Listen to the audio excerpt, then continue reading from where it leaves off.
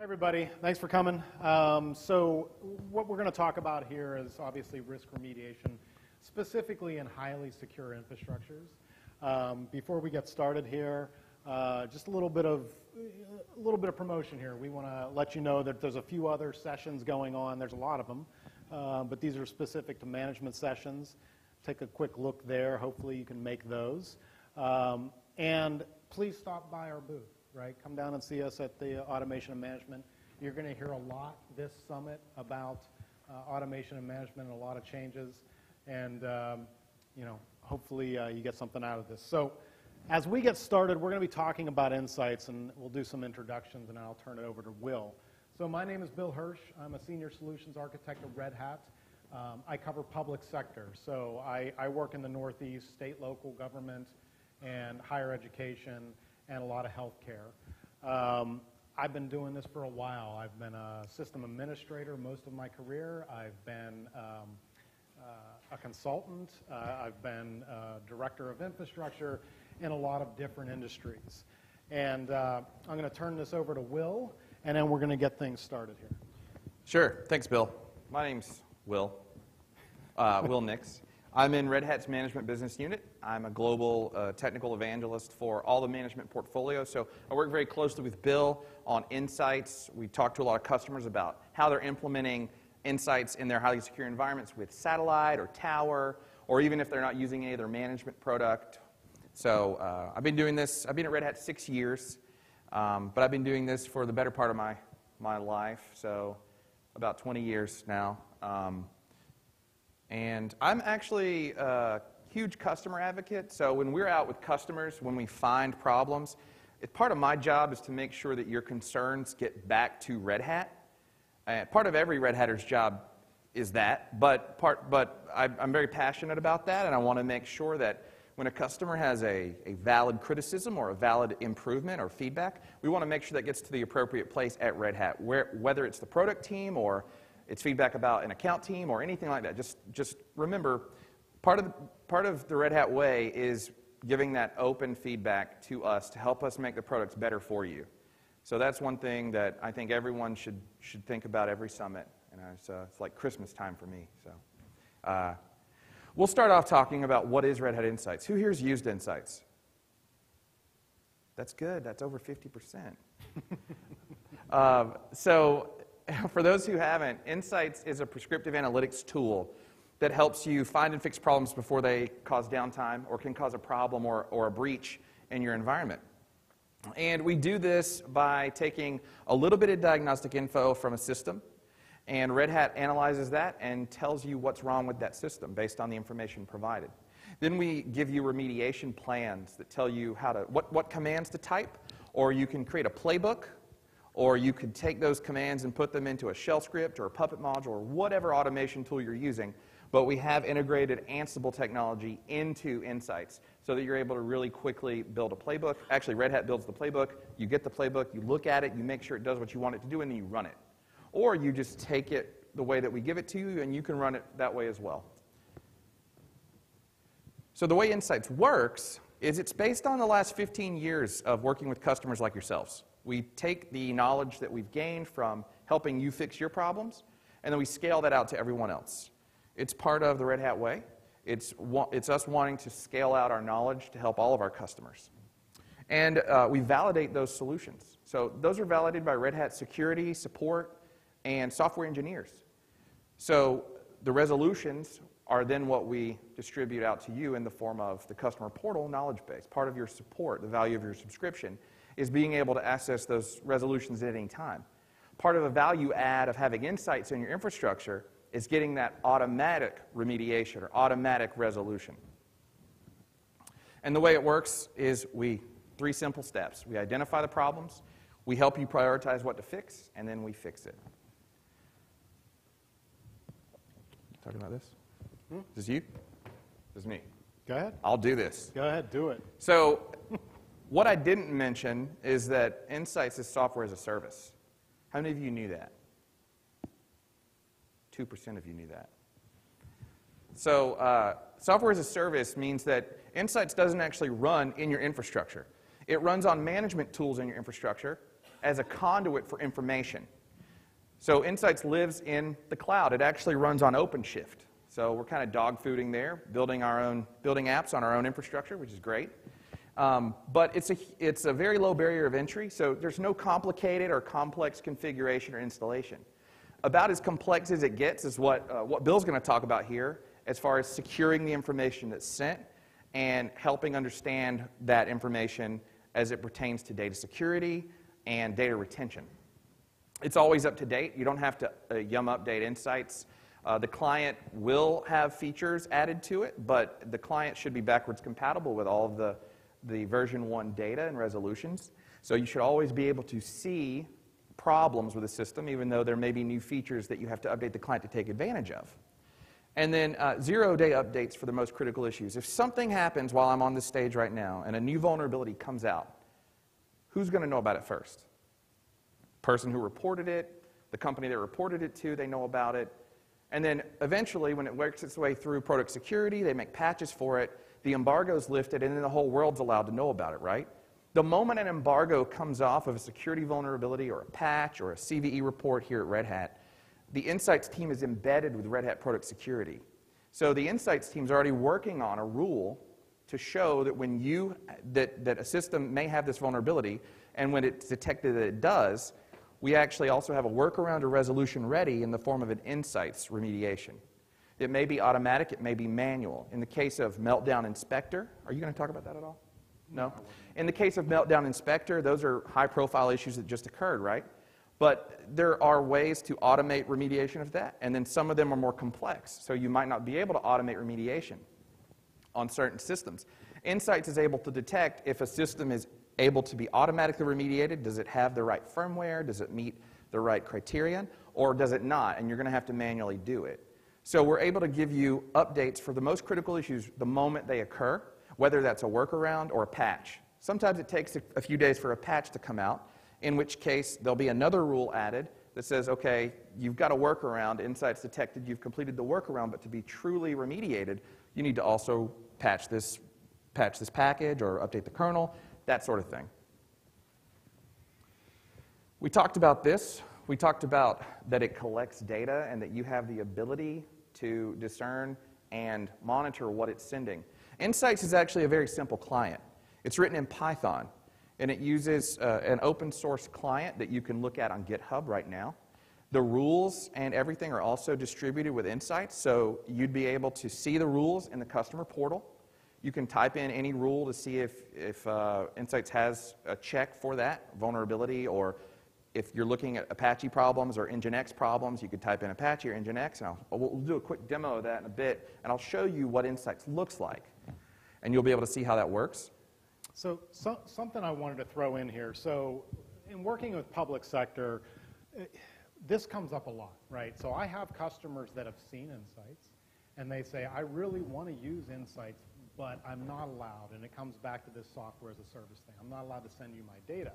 So what I'm trying to explain here on the page, and I've done this with a lot of my customers, is, well, you know, that's sometimes a knee-jerk reaction with some of my customers. Not all of them. Let's face it, there are some three-letter agencies that have air-gapped data centers, and they're not sending anything anywhere. I get that. This is not about them. This is for everybody else who is not in that boat but is still concerned.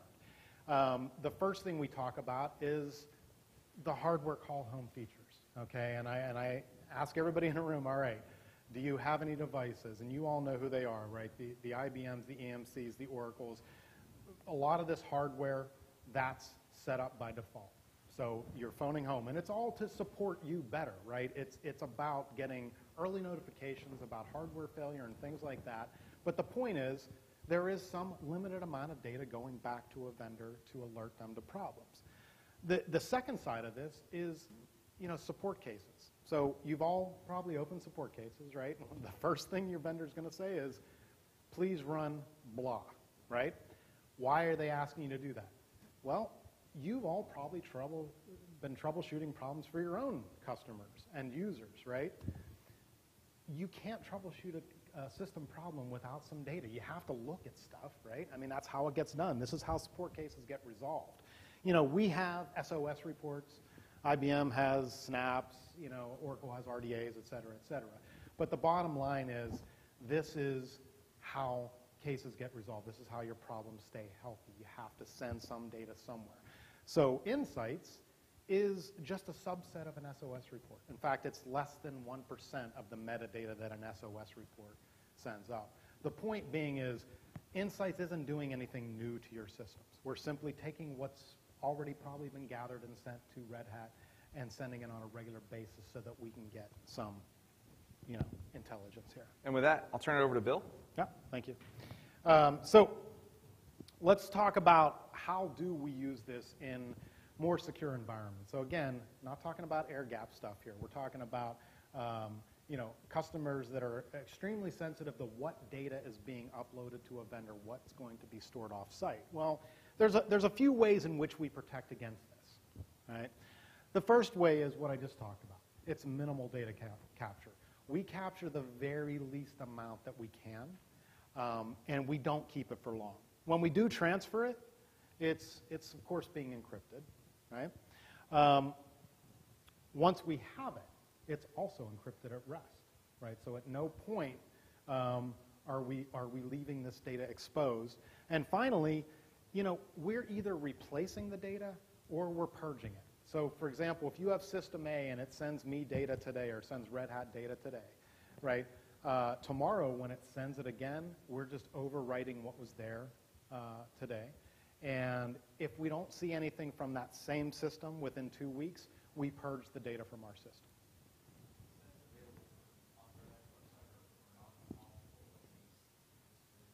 Yes, yes. In fact, we have a lot of information. You'll see on one of these slides, there's a few links here that will talk about every bit of information.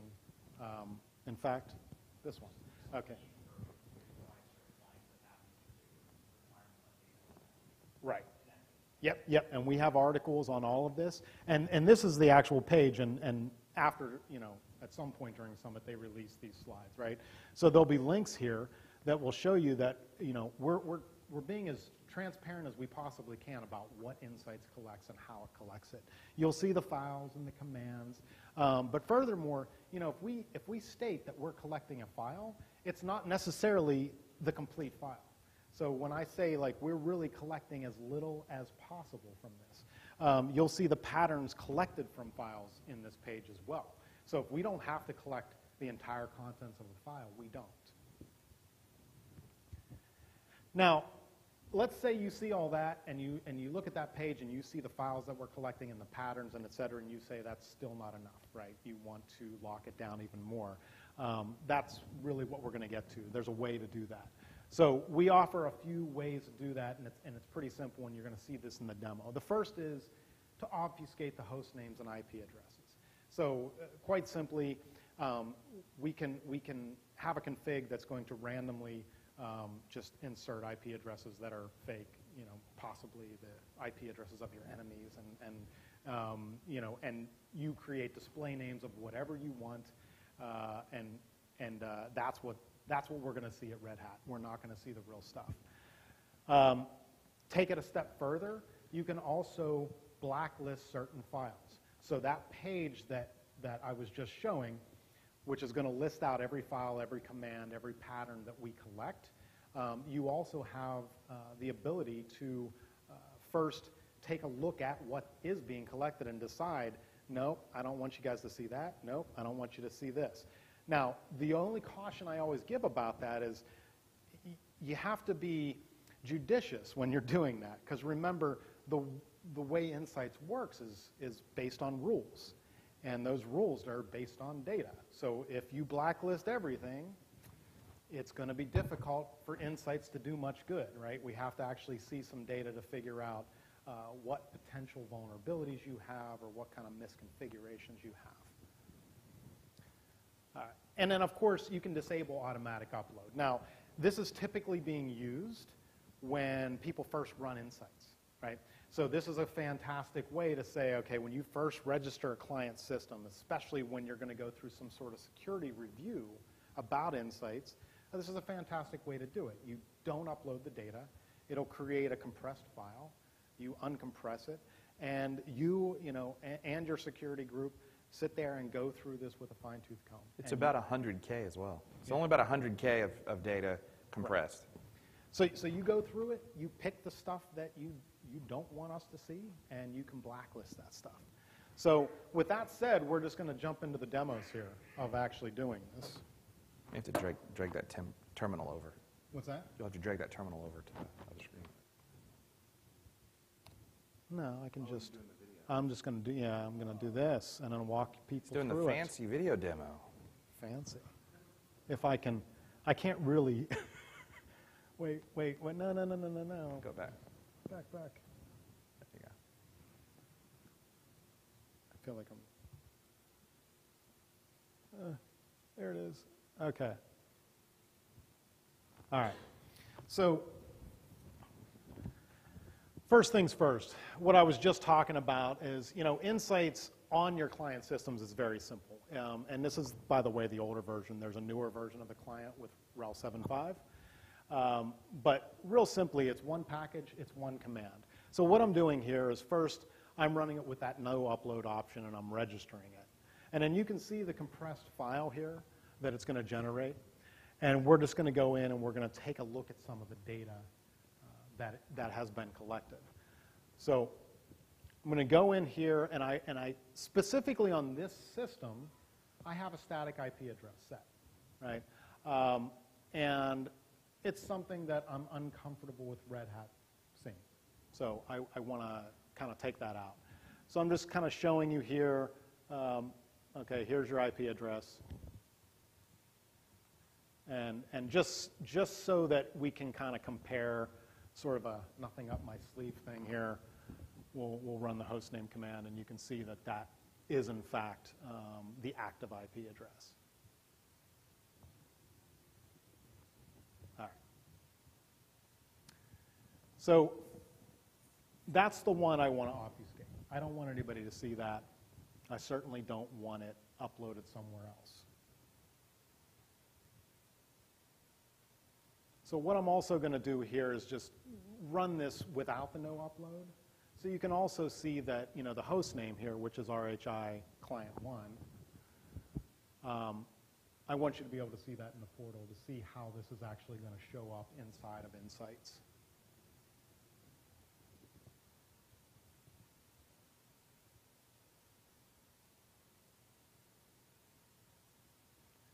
And there it is. Again, pretty simple, right? That's exactly what you'd expect to see. That's the host name, UUID, etc. All right.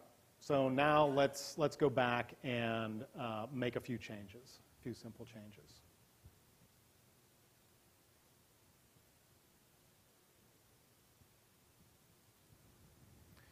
So inside of where Insights dumps all its stuff is inside of Etsy, Red Hat, Access Insights.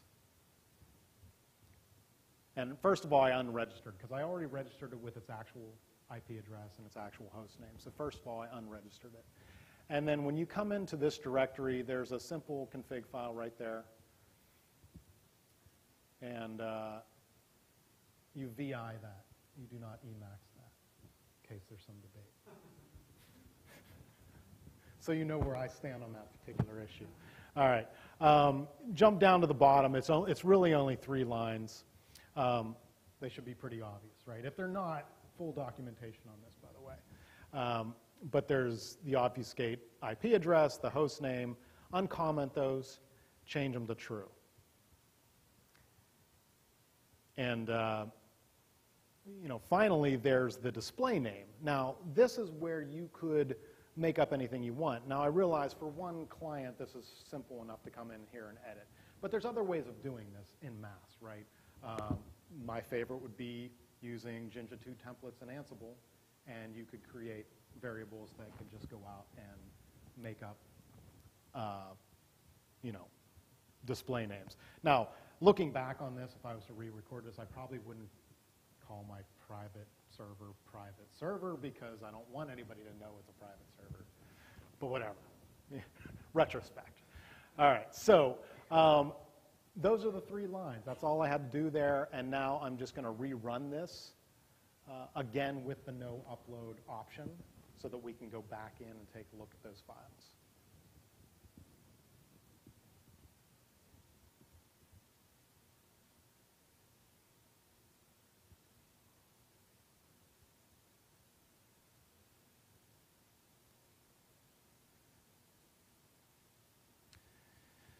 So let's go back in and uncompress this, and we're just going to navigate in there and take a look to see that in fact, that the IP address has changed.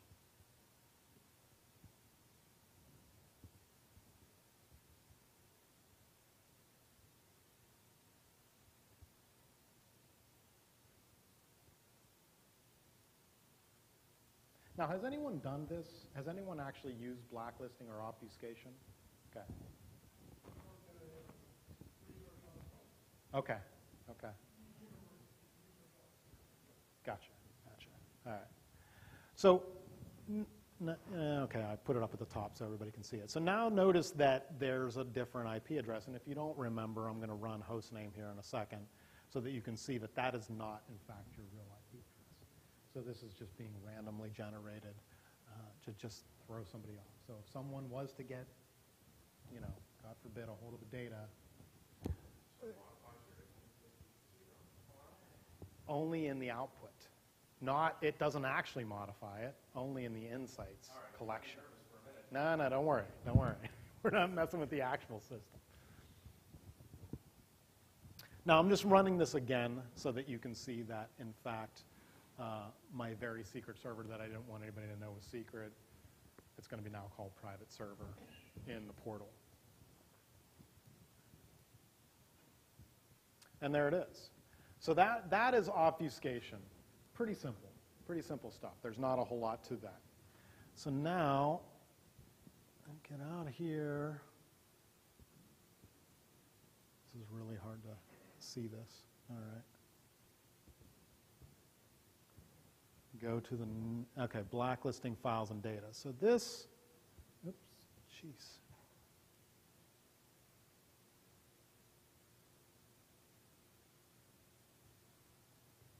So when hiding the host name and IP address is not enough, this is what we have at our disposal here.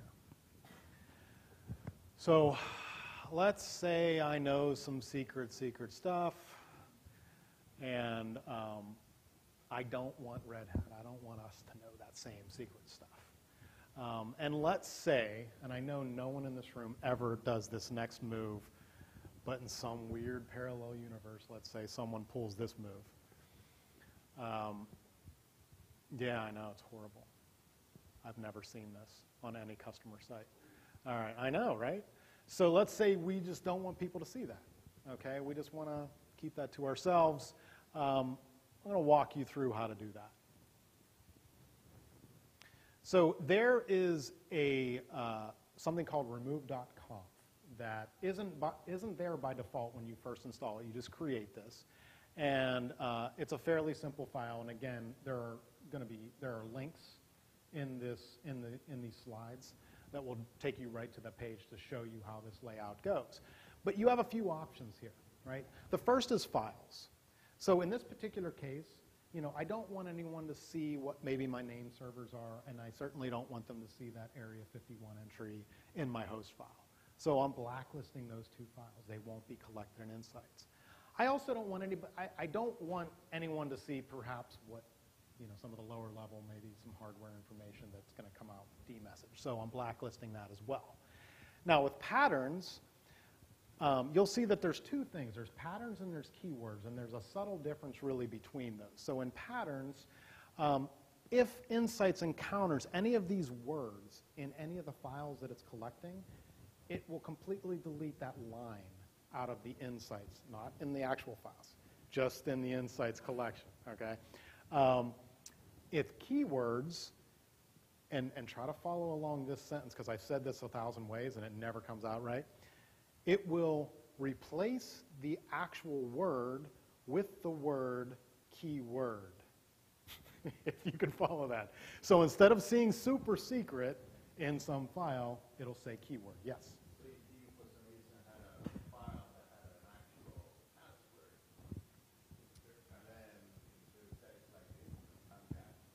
Right. It would replace it with the word keyword.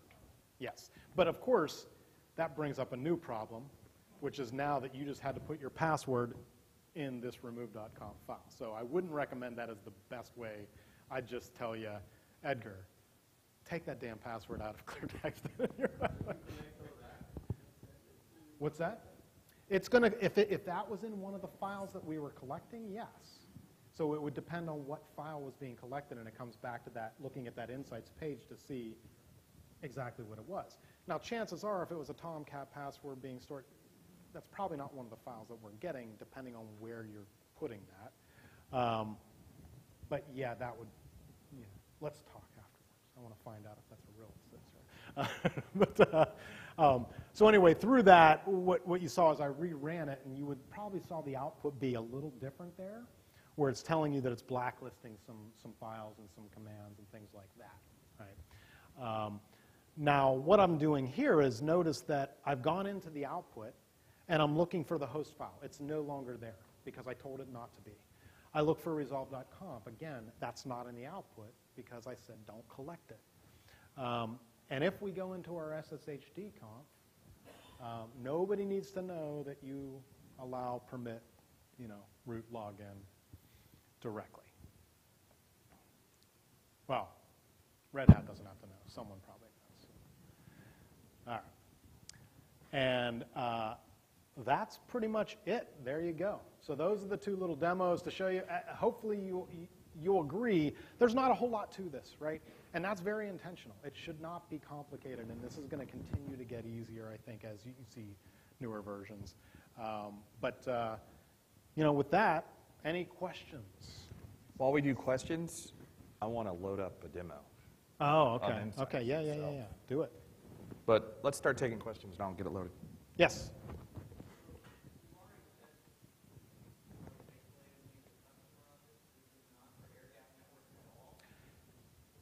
Okay. Here's my answer to that. And by the way, I have some customers that have done it this way. So one of the ways around that particular problem is we have customers that say, look, all of my production stuff, air-gapped, can't be used like this. Here's where it could be used. There's chances are, and you tell me, do you have test or dev systems that mimic what your production systems would look like? Okay. So if you have no systems with no connectivity to us, is that what you're telling me? Yeah, then that's going to be kind of a problem. There's no way to upload like definition file or something like that can synchronize. Well, you would still have to upload it to us. So you're saying you could still run the Insights client? No. No. No, because unfortunately, no. Yeah, that's part of the tool, software as a service. That's part of it, because you can't have access to the real-time data if you're not connected to the real-time data, because that stuff could change at any time, right? I mean, Red Hat might. I understand, but the snapshot you have, it's kind of like having a satellite server that you're trying to patch all your systems on, but you haven't updated your content. Yeah. But what I'm saying is you haven't updated your content, so you can't get the newest stuff, but you need it now. Right, no, I understand. You have to be connected. Yeah. Right. Yeah, right. Right. No, I understand what you're saying, and yeah, Red Hat's position on this has been this is software as a service, and it's going to remain that way. There's not going to be an on-premise version. And yeah, you're right. For some of my customers, that takes them out, and that stinks for me. But that's our position on it. For a lot of the reasons in one of the slides that Will was covering, a software as a service, for us, the majority of our customers, this is a huge advantage to get those like 0-day updates of rules, allowing us, as Red Hat, to do weekly rule updates, things like that. A lot of that stuff becomes not impossible, but just not the path we're going down. So, what's that? Understood. If it's disconnected, then that's probably the best course of action. Yeah. The Insights platform is expanding as software as a service to do a lot more than just this. It's doing vulnerability management as a service, more as a service stuff. The kind of stuff that you'll find in the cloud where a lot of customers are moving, but we're still doing traditional data center. It's just we're expanding that footprint and what you'll get from satellite. You use satellite, by the way? Did you say? No? Okay. There's OpenSCAP vulnerability remediation scanning on satellite as well. So that's another thing that you can do with SAT. Question back there?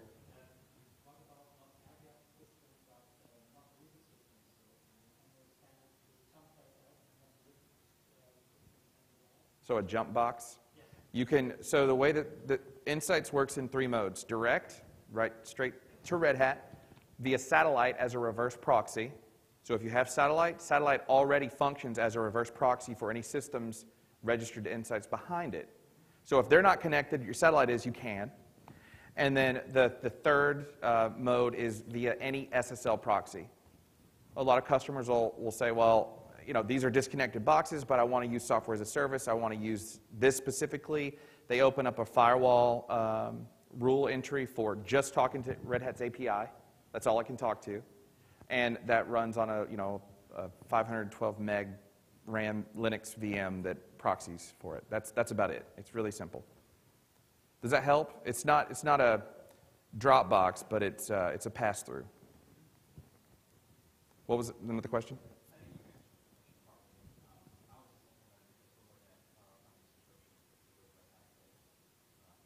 Sure. Yeah.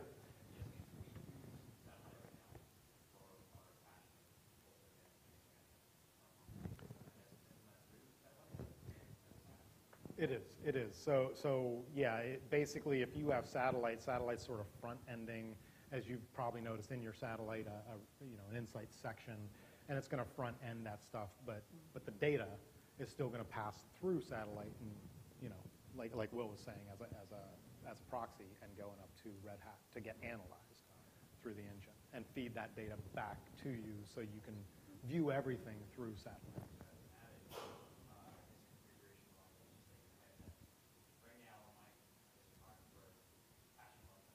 Yep.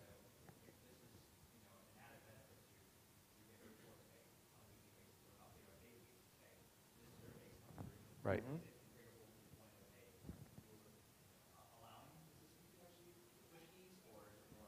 So that's where we'll go really quickly with this demo. So what I have here is a pre-built environment. I've actually already registered these 9 clients to this satellite, but I bootstrapped them to this satellite, and when I did that, it installed the Insights client as well as Puppet and all that other stuff. In Satellite 6.4, you'll have the option of using Ansible inside of Satellite as well. So then Ansible would then install Insights and do all those things. But in this case, we've used Puppet, a Puppet module, to automatically put the Insights client on each box that's registered or deployed or provisioned by satellite. What that does is then it registers it to the SAT itself as a content host, so you can keep up with errata and patching here. And then you can use Insights for risk remediation and reporting. So under the Insights tab here in the satellite, this is my overview screen. So this is a subset of what the customer portal version of Insights looks like. In fact, we actually build all the new features on the customer portal management interface, and then we backport them to Satellite and Tower and CloudForms. So what you're seeing here is the latest version of the backport from the customer portal. We have Planner, which lets you build Ansible playbooks for use with Satellite, Tower, or Ansible playbook, or CloudForms. And we have an inventory, actions, and rules. You can look at all the rules, like Bill and I have been talking about. These rules are coming out, if I can click the right mouse button, weekly in most cases, or updates to them. And that's part of being connected. That's why it's such a valuable service to be connected to. It's like if you don't have this and a new bug comes out right now for a particularly critical system in your environment, you're not going to know about it. You're not going to know that you have that problem. And that's a risk that some people take by, or have to take, by being disconnected. And that's just an understand, we just understand that.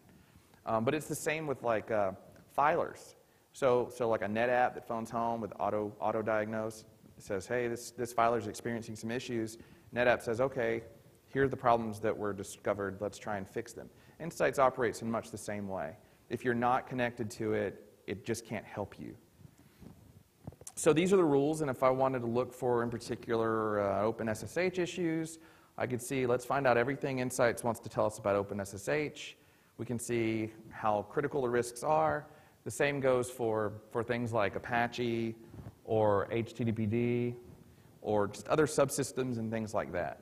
DNS, kernel, pretty much any category that you could think of, you can look in the rules engine and look for a hit or an action against it. And so Insights is going to match that up with actual actions against these systems. We'll see them in overview. We see a curated message from Red Hat here. This is actually real-time stuff. When a new kernel vulnerability comes out or a new big thing that we want everyone to know about, that goes here in their latest news with links to click that say, hey, here's how to tell if you're affected or not, that sort of thing. You also see the newest systems, action summary showing your risk severities here. Now, one thing I do want to note, and this is a big deal, especially those who are security conscious, which should be everyone, but Insights severity ratings are not the same as a CVE severity rating or a critical rating for a security report. That sort of thing is different. Insights actually takes all of that into consideration. So in some cases, you may see here, a very highly critical security risk, but Insights says that's low risk to you. Why does Insights say it's low risk? Maybe the factors don't level up in such a way that this would actually affect you. So if this is it's a critical vulnerability if you're running an Apache web server that's listening on a specific port. Let's just say for whatever reason there's a vulnerability on port 1337 and that's the one that someone wrote an exploit for. And if your Apache's listening on that because a popular blogging software does or whatever, Insights is going to say, you do have Apache installed, it's not listening, therefore this is not a huge threat, but it is still a threat and you should fix it. So when we're working with customers and they're using Insights, so in my experience, there's no excuse for having any issues in here. Let's actually go to actions and look. For every customer, I can't find a reason why they wouldn't fix these problems eventually. So I met with a customer last summer, and they had about 500 issues. And I met with them again after Christmas, and I said, well, how many maintenance windows have you had since summer? And they're like, oh, we had 7, and we did one or two every month. And I come back, and I'm like, well, we still have almost 500 issues that are unresolved. And Insights will tell you how to fix all of them. So that's what we haven't actually looked at how Insights shows you what to fix. So we'll do that right now. But the customer wouldn't fix it.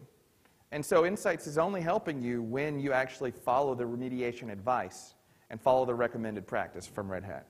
And one thing to note about that is, before Red Hat, I worked at a big healthcare company, and so I understand that there are times when there is a known problem that cannot be fixed, sometimes because let's just say some application provider says, no, this is how this has to work, right? You can disable rules in Insights, if that's the case. Now, of course, we don't want you to do that, right? But if there's something that is like on the radar that you say, okay, for a while I have to disable this rule, we're going to get back to it as soon as this application vendor upgrades whatever, then yeah, exactly. So that is possible. Yeah. We have 3 minutes, so I want to really quickly run through this for you. Sorry. No, you're good. So we'll look at some actual security issues, but I want to go through this really quickly. This is the category of stability. It's telling you what can cause your systems to fail or cause downtime, that sort of thing. System hang, high CPU usage, or application crash. The likelihood of this occurring is low. The impact, if this does occur, is high because your system's hanging or crashing.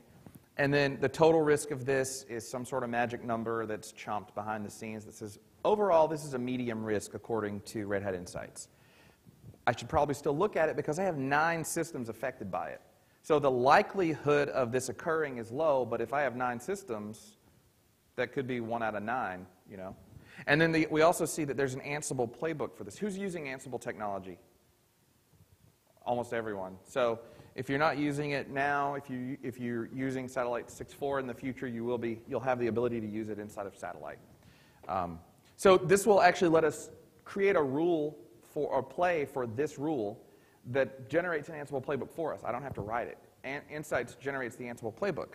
But let's do the same thing for some security rules really quickly in our last couple minutes. If I go to Actions,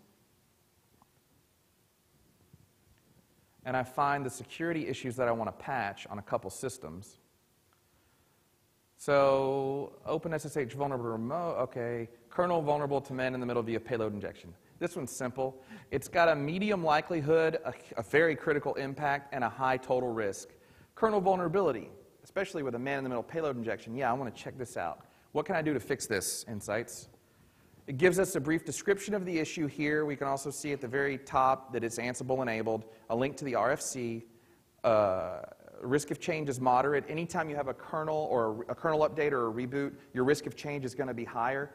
Saying if you just change a config file, the risk of change for implementing this remediation is going to be lower because it's not going to, you don't have to reboot. It may not have a system hang when something else might not go wrong. But Red Hat's saying this is a low risk of change, a moderate risk of change, or a high risk of change. In this case, kernel update or kernel configuration change is moderate. So let's look. We have 9 servers affected by this. I want to fix, let's look at IC1. If I click IC1, it's going to show me this issue, but it's also going to show me every other issue wrong with IC1. There's a lot of them. So I can decide, I can prioritize, do I want to fix IC1, all of its issues, or do I want to fix this individual kernel issue right now? Let's go with the kernel issue. But we can always drop down and see, what do we need to do to fix these other issues? Just trying to give you the quickest access to the information as possible. So we're going to fix IC1 and IC2. We could fix them all, but we only have time for 2. And then we're going to choose from the, you'll also see an export CSV button down there. You could send this to InfoSec and say, hey, security team, I know you've warned me about this patch. The kernel needs to be patched. Here are the 2 systems I'm patching, or here are the 9 systems I'm patching. You can also get a CSV of everything wrong with those boxes. So you can send that to them as well if you feel like doing that. But go into Actions, create a new planner playbook. We'll call this remediation for payload. Make sure that these are the 2 boxes we want to do that on. Click Save. Now we're presented with a task option. This is how we generate the Ansible playbook. Insights is asking us what we want to do when we fix this problem. Do we want to update the system to the latest kernel and reboot, which will patch the problem? Or do we want to avoid unplanned downtime today and just mitigate the issue actively? So we'll do an active mitigation by changing a sysctl value. I don't have to take downtime for this. Then I can click Save. Or you could also skip and use defaults, whatever Red Hat recommends. But I personally like to do my own. Save. Here's my plan. Now from this plan, I have 3 things I can do. In Satellite, 4. In Satellite 6.4, this download playbook button is actually just going to be a fix me button. And you'll just click that, and Satellite will go out and remote execute that fix on that box via Ansible. In Tower, if you've linked your Tower with your Satellite or your Insights account, you're able to actually sync any of these plans into your Ansible Tower. So if Tower is managing IC1 and IC2, and I log in, and we don't have time for me to show you this today, but if I log into my Tower and I run a new job, or build a new job template, I can select remediation payload as the out of the Insights project as the play I want to run, and it'll go fix IC1 and IC2, or IC1 through IC500, depending on the scale of which you're managing. Or we can download the playbook locally, run it with Ansible Playbook, or on our command line, or create a larger play. But here's the other thing. We can always edit our tasks that are in the playbook here. And if this task required a reboot, we would also see the ability to say, you know what, this task does require a reboot, but I don't want to reboot systems automatically. I want to save that for my maintenance window this weekend. I see you laughing about that. One of the gentlemen in here has some really great feedback on a feature. And that's the last thing I'll say while we finish up, is I hope you like what you see here today. The whole effort of Insights and effort of making it security-minded for you to be able to utilize it in your highly secure environments is so that you can achieve greater efficiency and do more with less. But we also want your feedback. And if you'd like to email insights@redhat.com, or if you log into the customer portal version of Insights, there's a provide feedback button at the very top. And you can say, I want this, or I don't like this. And we're very responsive to that. That's one of my biggest things here at Red Hat. I love customer feedback. I'm a huge customer advocate, so I want your feedback to come back to us at Red Hat. It's very important to us.